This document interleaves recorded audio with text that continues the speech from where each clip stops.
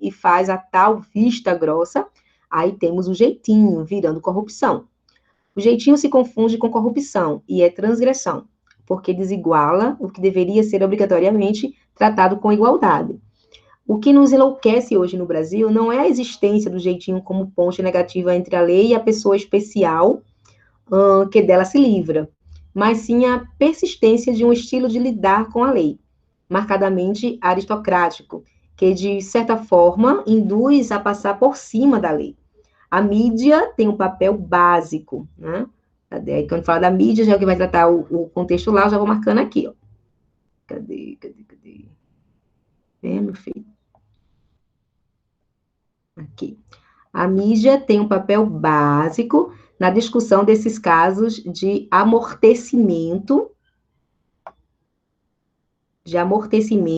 esquecimento e jeitinho, porque ela ajuda a politizar, ó, o que fala da mídia, ela ajuda a politizar o velho hábito que insiste em situar certos cargos e as pessoas que os empossam como acima da lei.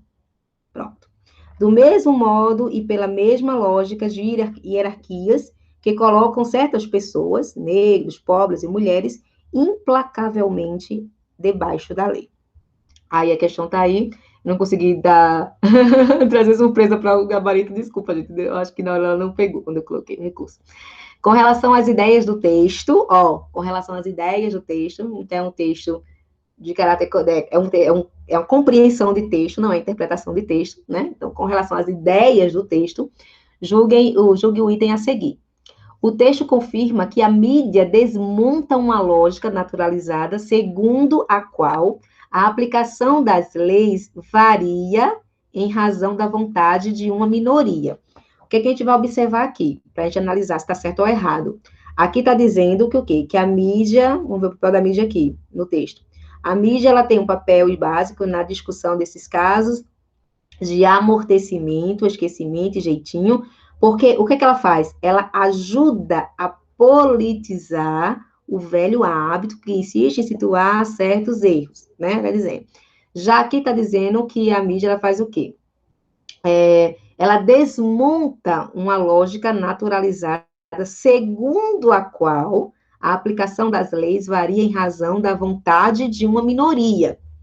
No finalzinho, fala até que é a questão, né? Ela varia em razão da vontade, tudo, beleza, até aqui no finalzinho tá ok. Mas o que é que vai trazer a questão do erro na questão, que até vocês já estão vendo assim, antecipadamente a resposta, né? Que é errado. É justamente aqui fala que a mídia, ela desmonta uma lógica, ela desmonta essa lógica naturalizada, né? Essa questão do jeitinho, ela desmonta.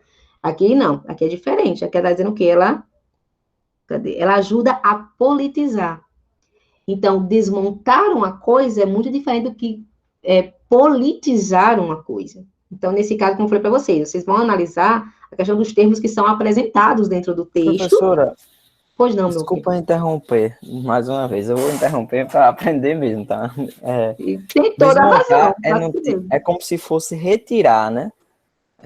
Como? Tirar a lógica, no caso da interpretação da questão, o texto confirma, a palavra desmonta está como se fosse retirar, mas na verdade ela só tem influência, né? Não é isso? Exatamente, isso. Ela não Isso mesmo. retira, ela influencia, ela não acrescenta, aí se fosse acrescenta já era errado de cara. E ela não retira, ela influencia. Isso. Não é isso? Isso. É justamente isso. Perfeito, perfeito. Aí vocês estão vendo que a coisa é o texto pelo texto mesmo? É analisar. No enunciado, ele vai trazer uma palavra que vai deixar você na dúvida se realmente é aquilo mesmo. Então, você vai ter que o quê? Lembra que eu falei a questão de vocês dominar essa questão da significação de palavras? É importante isso. Eles vão pegar muito nisso. Essas Professora, questões de compreensão de texto, eles pegam muito nisso. nesse caso, assim, não ficou para mim, pelo menos, não ficou tão claro, né? Ela disse o texto. Quando ela diz o texto, ou se não fica muito claro no enunciado, na verdade ficou, essa é de compreensão, né? Tem que ser objetivo. O que está escrito no É de texto? compreensão, sim. Quando Ó, porque tá aqui, ó, quando fala, o cadê? No texto, né? comecinho, com relação às ideias do...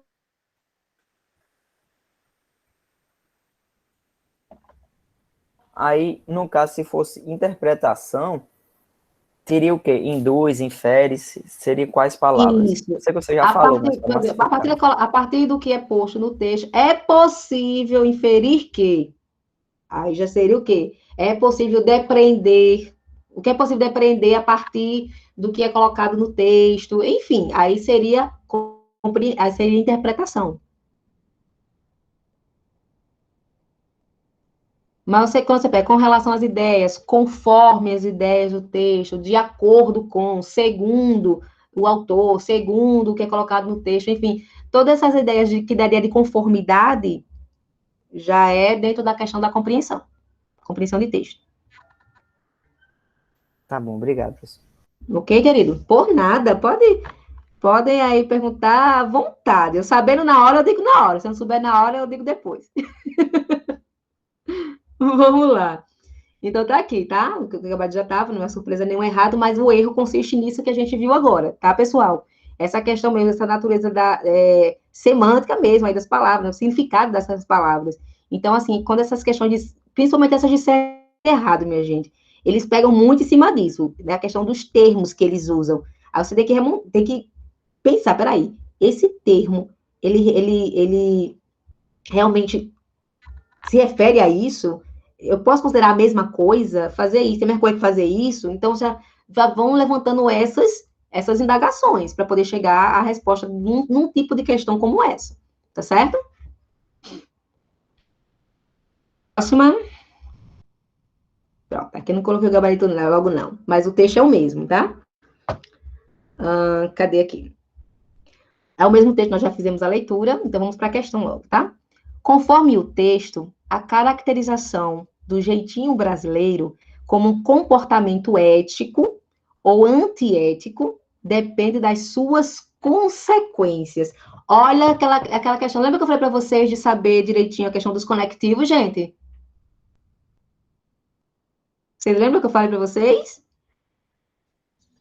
As Sim, ideias que sim. são firmadas pelos conectivos, ideia de consequência, de causa, de conclusão, essas coisas. A gente consegue ver dentro do texto também, ver essas circunstâncias que são aí evidenciadas no texto. E aí? O que é que vocês me dizem?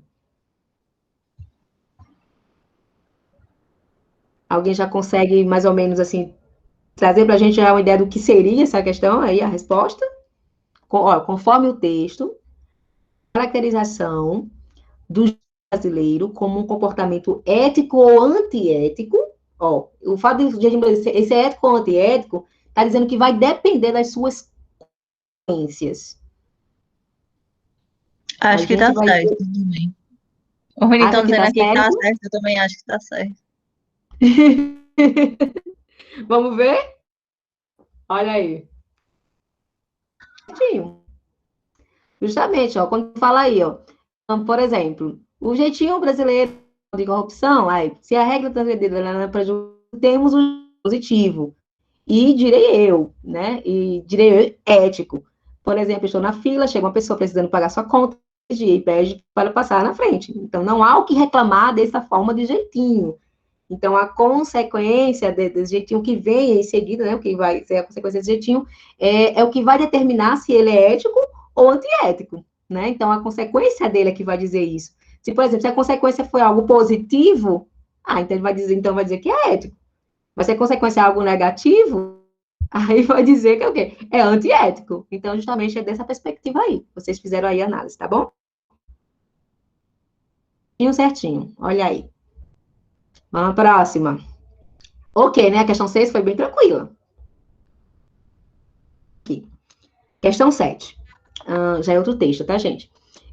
Pixies foi um músico medíocre, mas teve o seu dia de glória no distante ano de 1837. Em um concerto em Paris, Franz Liszt tocou uma peça do hoje desconhecido compositor, junto com outra do admirável, maravilhoso e extraordinário Beethoven. Os adjetivos aqui podem ser verdadeiros, mas, como se verá, relativos. A plateia, formada por um público refinado, culto e um pouco bovino, como são sempre os homens em ajuntamentos, esperava com impaciência. Liszt tocou Beethoven e foi calorosamente aplaudido. Depois, quando chegou a vez do obscuro e inferior Pixies, manifestou-se o desprezo coletivo. Alguns, com ouvidos mais sensíveis, depois de lerem o programa que anunciava as peças do músico menor, retiraram-se do teatro, incapazes de suportar música de má qualidade. Como sabemos, os melômanos são cientes com as obras de Epígonos, céleres em reproduzir em clave rebaixada inventadas pelos grandes artistas. A Liszt, no entanto, registraria que um erro tipográfico invertera no programa do concerto os nomes de Pixies e Beethoven. A música de Pixies, ouvida como sendo de Beethoven, foi recebida com entusiasmo e paixão. E a de Beethoven, ouvida como sendo de Pixies, foi enxovalhada. Esse episódio cômico, se não fosse doloroso, deveria nos tornar mais atentos e menos arrogantes a respeito do que julgamos ser arte. Desconsiderar no fenômeno estético os mecanismos de recepção é correr o risco de aplaudir Pixies como se fosse Beethoven. Olha só, tudo foi proveniente de um erro na questão da informação que eles leram lá, tá? Então, na peça, lá no negocinho que estava do concerto, a ordem lá, a ordem foi errada. Então, o pessoal aplaudiu muito, mas o primeiro cantor, né, que trouxe peças no caso de um cantor não tão famoso, do que o outro cantor, o outro artista que veio com peças mais, digamos assim, de maior valor. Né? Então, justamente pela ordem, só pelo que foram levados a entender a partir do folheto lá. Então, olha só. O autor do texto, ele apresenta a narrativa do concerto de Liszt com o propósito de quê? Olha, ele apresenta com o propósito de... Então, nesse caso, quando fala... Percebam que aqui nós não temos nenhum daqueles termos que nós falamos da questão dos comandos. Percebam isso, não tem aqueles verbos que eu falei. Mas quando nós dizemos assim, ó, o autor do texto, então estou focando no autor, certo?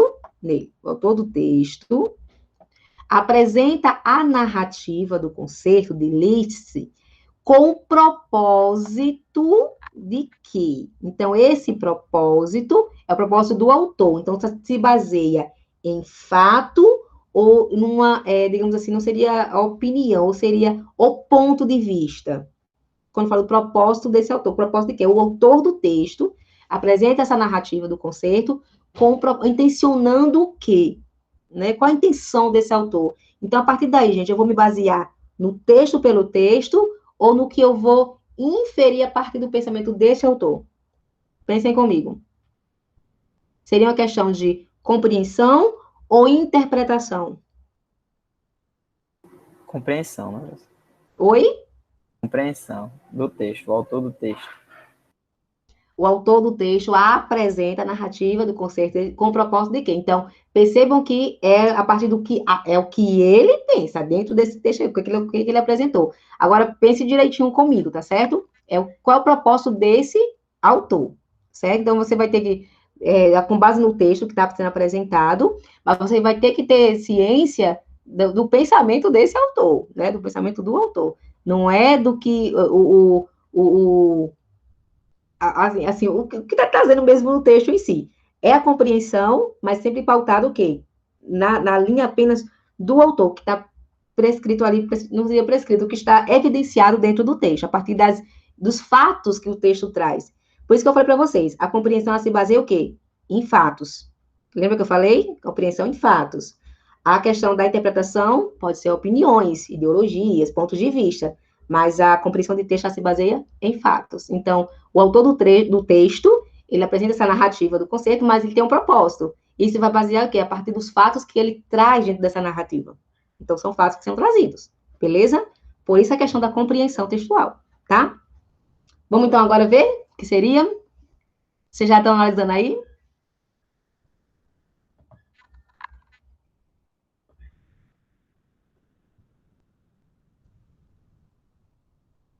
Professora, eu vou falar, eu gosto de falar.